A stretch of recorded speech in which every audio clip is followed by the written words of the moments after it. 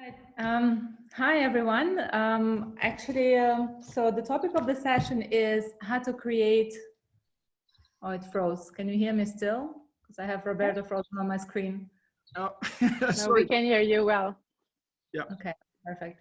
So the topic is how to create digital communities, especially for digital accelerators. And I told Michael from the beginning, this is supposed to be a brainstorming session. So I hope you will all contribute. Maybe I'll just give a quick background on why I think it's important.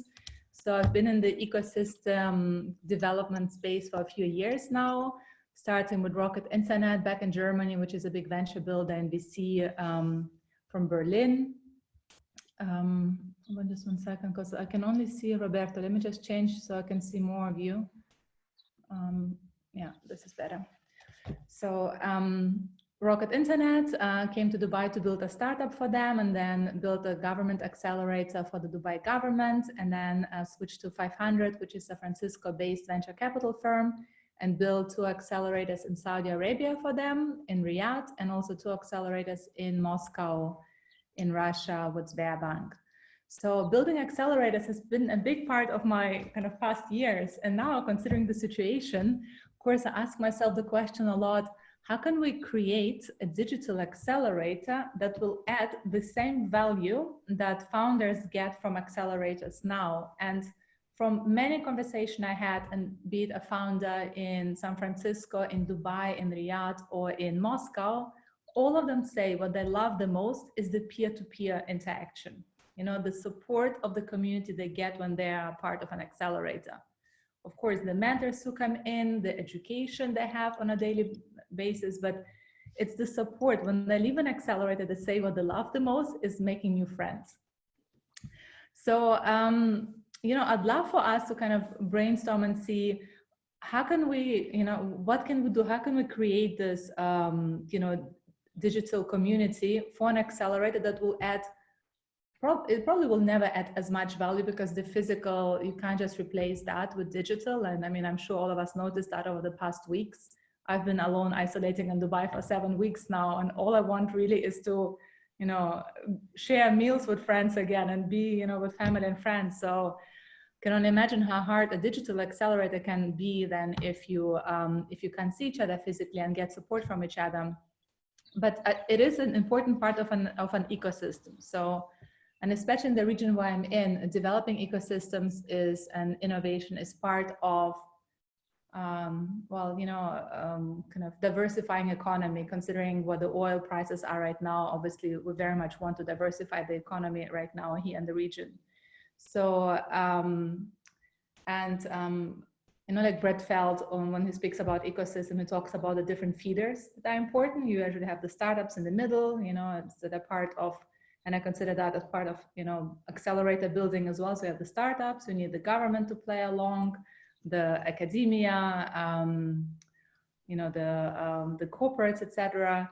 So if we take this main kind of, you know, startups in the middle, and we really want to support them going forward as well, you know, be it digitally or maybe, you know, one-on-one mentorships. What do you think? How can we create these digital communities in order to really support startups and add the most value for them? Do you guys have any thoughts on that? I mean, I can continue speaking, but I wanted to make it interactive and have it more as a brainstorming session. Michael, are you raising your hand? Yeah. I'm happy to share a thought. Oh, sorry, other Michael.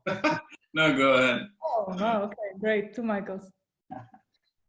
Go ahead, Mike. So just quickly, my experience having been, you know, part of many programs, and having, you know, led many, sometimes, you know, even within a physical space, many entrepreneurs and teams of entrepreneurs really may or may not understand thoroughly everything about one another's businesses and platforms and plans and dreams. And so, right, it's the extent to which they really open up and share and become transparent. And I find that even in physical spaces, many times that really just doesn't take place. Sure, if it's small, if it's, you know, a cohort of 10 or 15, maybe. But if it's beyond that, you know, I was part of one with with 50 and 100, it just didn't take place. And so I think whether it's physical or virtual, the transparency, really being able to open up and understand whether it's in a written format or kind of in smaller groups to be able to share one's experiences on a frequent basis, right? So it's not enough to do it. Some kind of have these welcoming breakfasts or gatherings, welcome to the new platform or new company, and get introduced in that way. It really needs to be ongoing, right? As things emerge, as platforms pivot into new things, if that group isn't kind of in the know and readily available and deep into what the other is doing, it's going to be hard for them to really support one another. So just frequency and transparency, into what one another is doing. And of course, if everyone's opting into that, there should be no kind of conflicts around that.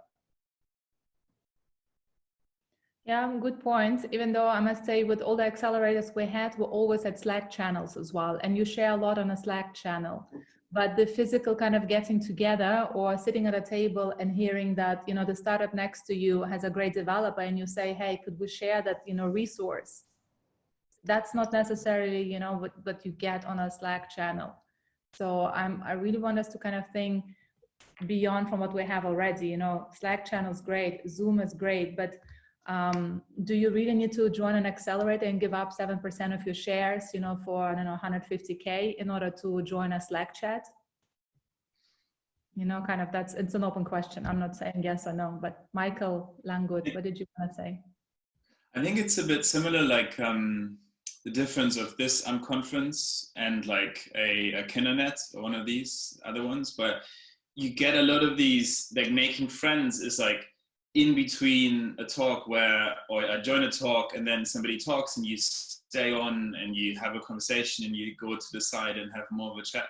And I think over those and also in the evening drinks, you make those friends and those like longer lasting relationships. Yeah. Whereas today I've had definitely 2 or 3 talks, which from a content wise were really interesting and I actually learned something and we exchanged.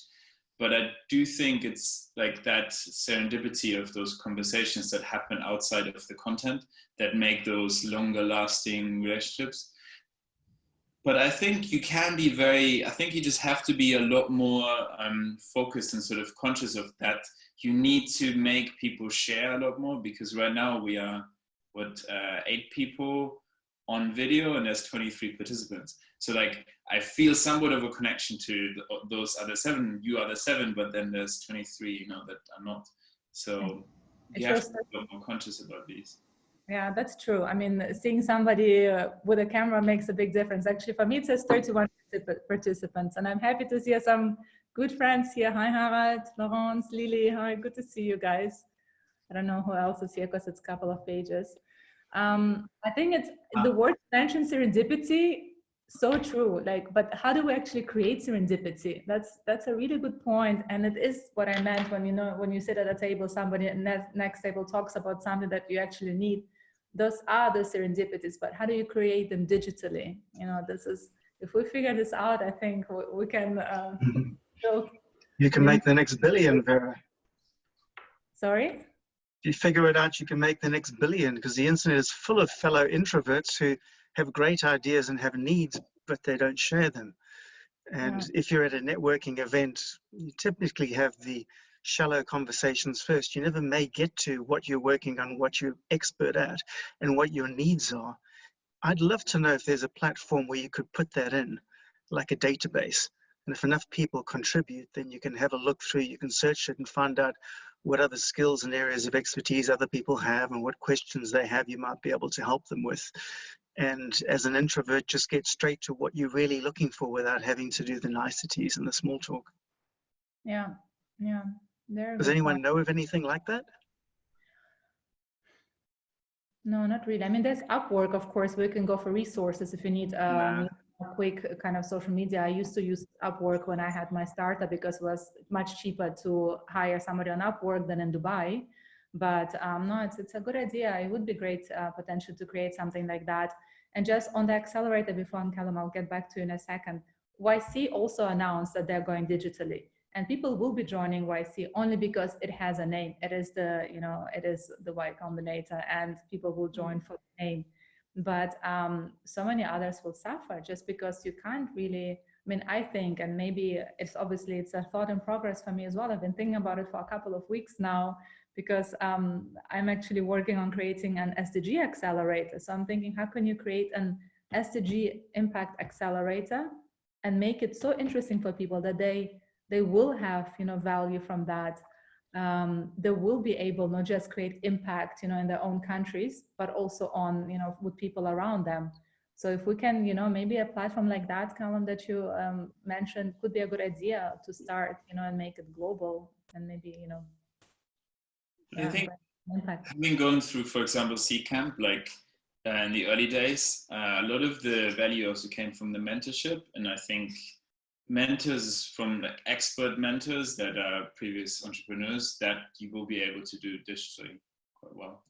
Yeah, the mentorship, the one-on-one, or even in a, you know, Zoom call like this, I also think you can do that digitally. It's the kind of the peer-to-peer interaction that I think will be missing. The mentorship, I'm not worried about. The educational part, you know, of the programming, be it scaling, marketing, how to pitch to investors, I'm not worried about that part at all. It's really the community creation among the founders themselves that I think is an essential part of every accelerator. Yeah. Anybody has any more thoughts? May I? Tony Verb, Hong Kong. Please. Hello, friends. Good to see you, many of you here. So I actually, hey, Lawrence. So I actually ran a digital accelerator last year, which was, I would say, a hybrid, because and I'm not sure, you know, it covers everything that you would like to cover right now, but I can give you, you know, our structure. We are focusing on later stage companies, first of all. I think that's a big difference in terms of what type of community support, information founders might be looking for, because these people are, you know, very clear about what they are after, very clear about what they do, very clear about what value represents to them. So our program is 8 weeks long, and out of 8 weeks, 6 weeks is fully remote. And for about 10 days, we tour the founders in Hong Kong, Macau, Shenzhen, and Guangzhou is southern China, but we do it, you know, elsewhere as well. Now replicating this framework elsewhere. And I do think, I'm a huge believer that nothing will ever replace face-to-face interaction. But if we have to do something online, and if we have to keep doing everything, you know, like the whole program online, I think we need to be extremely focused on the value that is being created.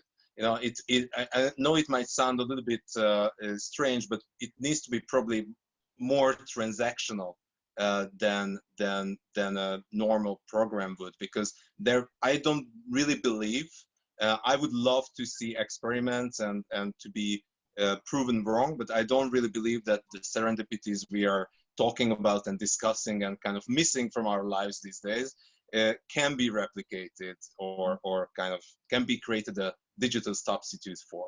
At least I haven't seen that happening. So I think, you know, focusing on value creation and being transactional is probably a good thing to consider for a fully digital accelerator. Thank you, Tony. Very good points. And I think you're right. Doing that with later stage startups, it's easier just because they don't require so much of this peer-to-peer interaction. You know, you don't really need to talk to them so much about, you know, scaling, because they're already beyond that point. Yeah.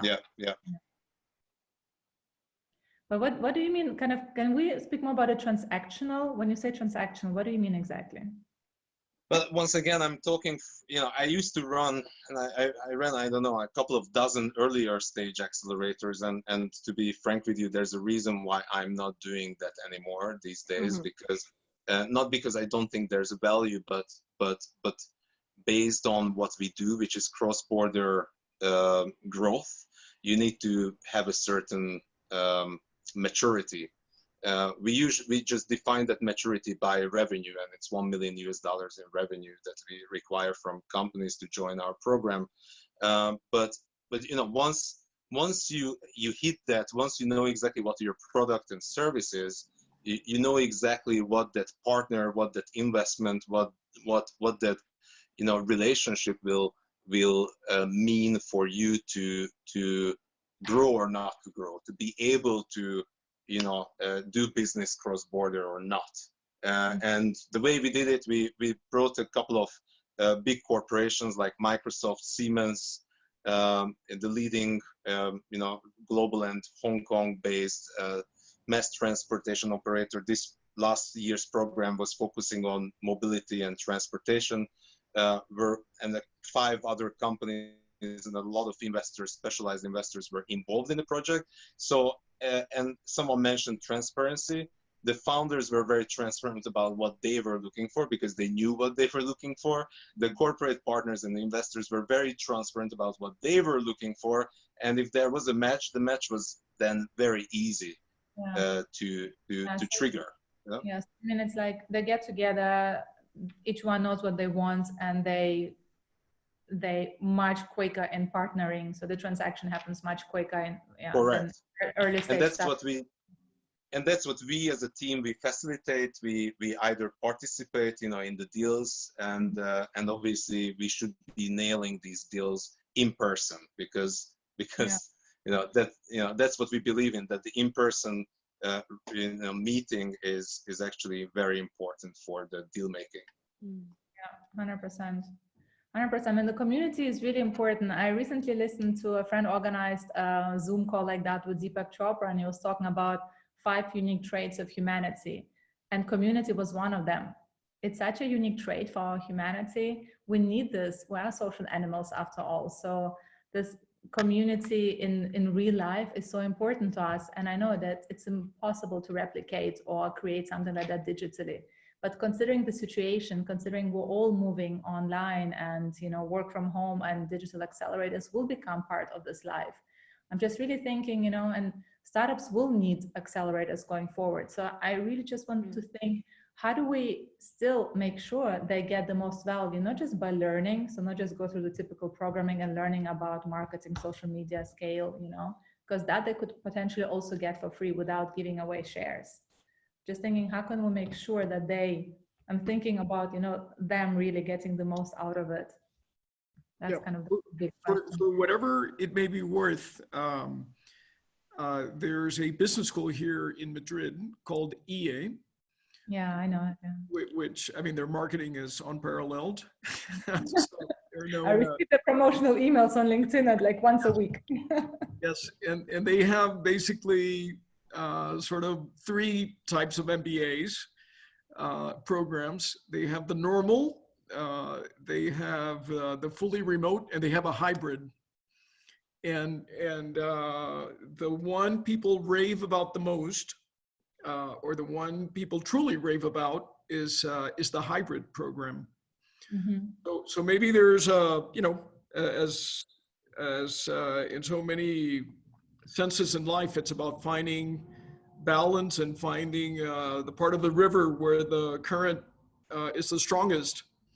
Mm-hmm. Sometimes that's not the exact middle. Sometimes it's more to one side, more to the other. Mm-hmm. And you know, one can be efficient and effective in different ways.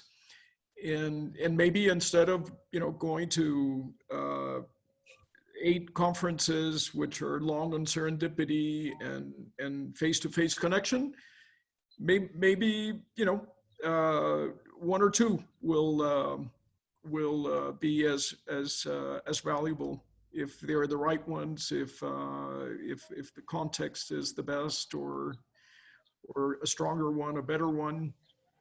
And so just a thought that maybe you know, we can find new balances in which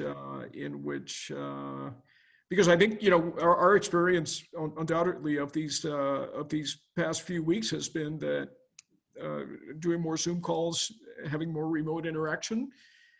And I have to say that in general, it's been very productive, very gratifying interaction in different ways. Yeah, no, I agree. It's been very productive. I think it's been as busy, if not busier, than before. Busier, yeah, because now you can do, you know, end-to-end travel. You don't waste time going to the airport and actually traveling. And I think that, I mean, it's also, there's really good content out there. So content-wise, I think it's been excellent and it's getting better every day, I find. So now it's even difficult to choose. There's several options every day and what to choose for. And I agree for that, for kind of like, you know, us like normal people. But I do want to get back to the, you know, the topic of this. So for the digital community, especially if it's about a digital accelerator. And I know a lot of people are thinking about it right now, probably in Silicon Valley as well, and you know, around the world. Here, I know that all the accelerators here have gone digital. Techstars just had the digital demo day last week, the Techstars cohort in Abu Dhabi. So it's it just, we will feel this much longer. And also people were saying everything, you know, kind of remotely will go well, but just now Amazon, I think, announced that they're actually not doing as well. I didn't read the news, it was right before. So I think we can't just be so certain. It's really, we're dealing with a lot of uncertainty.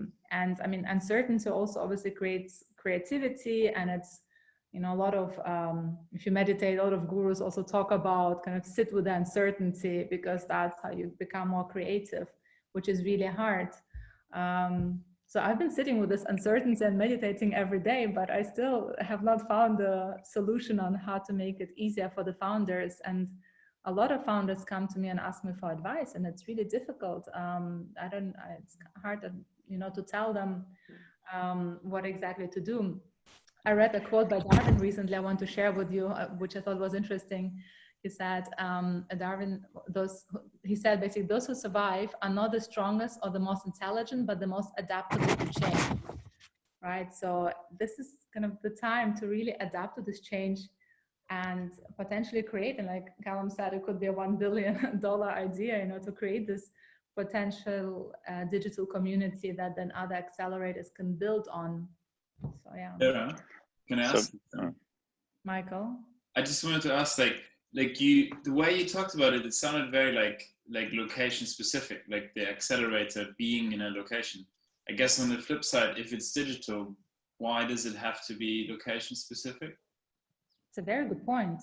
It probably doesn't have to be. It's true. It can be now that it's digital. It doesn't have to be location specific. It used to be because of, you know, usually was for a certain country where you want to develop the ecosystem. So if we're not thinking about, you know, countries and borders, building on Roberto's talk before as well. So if we don't think in borders anymore, maybe an accelerator that's global could work as well. Of course, it's more difficult than to find sponsors. You know, who would sponsor kind of a global accelerator? Because in the end, you do need somebody, you know, to sponsor that. Yeah. Or if, Lily, you wanted to say something? Yeah, I want to share something, perspective, because I think this is the time of reshuffling, right? And we need to pay attention to what's underneath the you know, the iceberg. For the iceberg, what's underneath the water. So that's like, you know, the structure, like the social field, how people connect to each other, right? And so, you know, so like, you know, the paradigm that we're in actually is the result of Macy's conference back in the 40s and 60s, right, in New York last century. And that took the, you know, statistic route, which is like, you know, manipulating the data that's already out there. Like, you know, if you are an entrepreneur, are you doing an AI? Are you doing like, you know, sound? Are you doing whatever, right?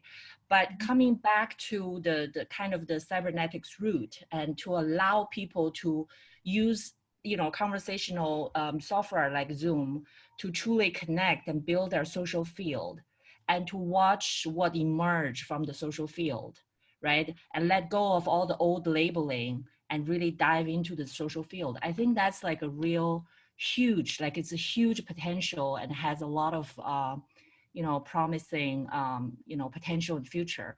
And also the digitization is going to empower the individual rather than, corporations and existing organizations. So I'm just thinking that why not making it a action learning, action research sort of a project? Because nobody has the answer, right? You can only watch what's emerging from the connection through the connection. So yeah, that's true. So unknown emerging. Yeah, Sean, go ahead. Hi, greetings from Cape Town. So I have the experience of having gone through a Techstars style accelerator a few years back.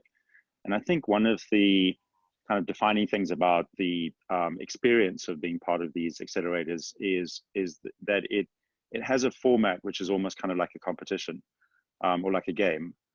Certainly Techstars has a very competitive kind of thing, you stand up and pitch. But the game aspects of it, I think, are really interesting. It's high stakes and can be configured to be cooperation games rather than competitive games.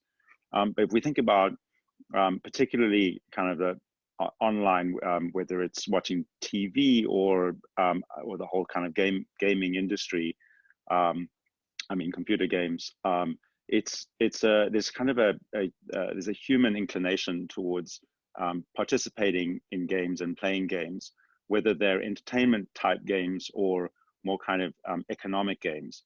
And so maybe unpacking some of that kind of game concept and build up around some of like the successful mechanisms of how you construct games might be a part of the solution. Interesting.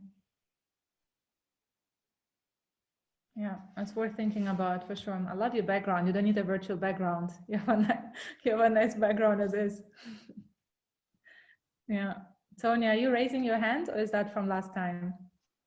Well, it was from last time, but I can speak if no one speaks because I think, sharing one experience, and this might give you an idea, and you might have been aware of this or part of this, but there was a hackathon called Global Hack, and obviously there are a couple of similar initiatives, but this was built by some good friends, and I think with remarkably honest and good intentions.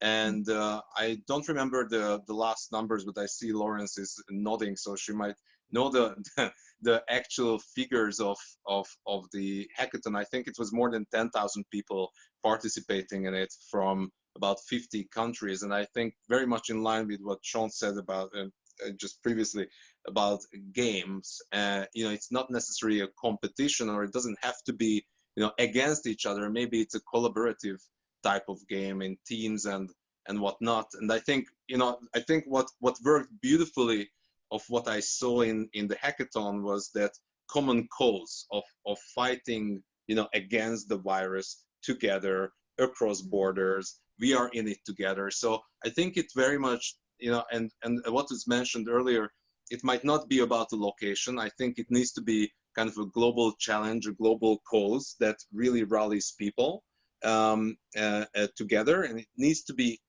digital and online by definition, by nature. So I don't think, just like I don't think traditional conferences can be organized successfully online, I really don't like traditional conferences being tried to organize online. And I think what we are going through right now, this unconference, huge credit to Michael and the entire team, by the way, if you're listening, it's one of the best things I've seen so far since the crisis.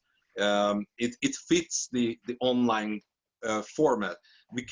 I don't think we should try to take the offline accelerator format and turn it, and just take it online. I don't think it will work. So we need to tweak a couple of things. And I think, having a global cause, and you asked about sponsors, for a big global cause, you need a big global sponsor. And you're based in Dubai. Dubai likes big, hairy goals. For example, it can be Dubai itself. Singapore is very similar. Microsoft, Google are companies that are very similar. So I think, I think the theme and the way it's done and the way people are connected and why they are connected, you know, probably should be rethought from traditional accelerators. 100%. I agree on. We can't just take the offline accelerator and replicate it online. 100% agree on that. Yeah. Just on the Dubai part, you know, the oil price is down. You know, we don't have that. You know, big goals here right now at the moment. Laurence. I hear you. I hear you. Yeah, I have a bunch of thoughts. They've been piling up. I'm trying to elaborate on them, but you know, I built this this accelerator for Novartis, and before that for Teva. And then the accelerator I built for Novartis was ranked one of the best healthcare accelerator at the time. And it's interesting because, no, sorry for the bag of various thoughts I'm going to put in there, but we very rarely interacted physically with our startups. In fact, I mean, that was the point. We really didn't want to do babysitting. So we were looking into more mature company, not in terms of revenues because it's healthcare. So everybody's still trying to figure out, you know, how innovation in healthcare is going to make any money, but it didn't matter. We were looking for mature people, mature concepts, you know, mature understanding of the challenges and things like that. And you know, we organize a lot of mentoring with senior leaders from Novartis and people from the industry and hospitals and things like that.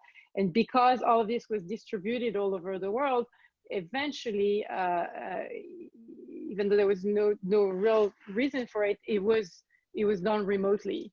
But what I wanted to say is that, and I'm, you know, that I really salute the initiative of Juicy with the global hackathon. But for me, so he asked me to be a mentor in there, and honestly, Slack 100% of the time doesn't work for me. It's extremely, it creates a lot of anxiety. It's all over the place. It's beeping every 30 seconds, and maybe my brain is not wired that way because I'm not a millennial, but it just absolutely does not work for me. So what we were doing in the accelerator, the DAL for Novartis, is I created this program where we did a lot of effort on the curation of the interactions.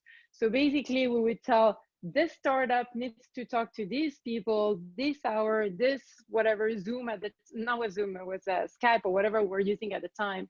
And we did a lot of effort to not let it happen by magic, because I don't believe in magic, particularly when it's all out there. And I think this is one of the things we need to consider going forward, is like putting a Slack channel and letting people self-organize. Nobody will get the benefit from it. So there will be a special need for very, very proper curation.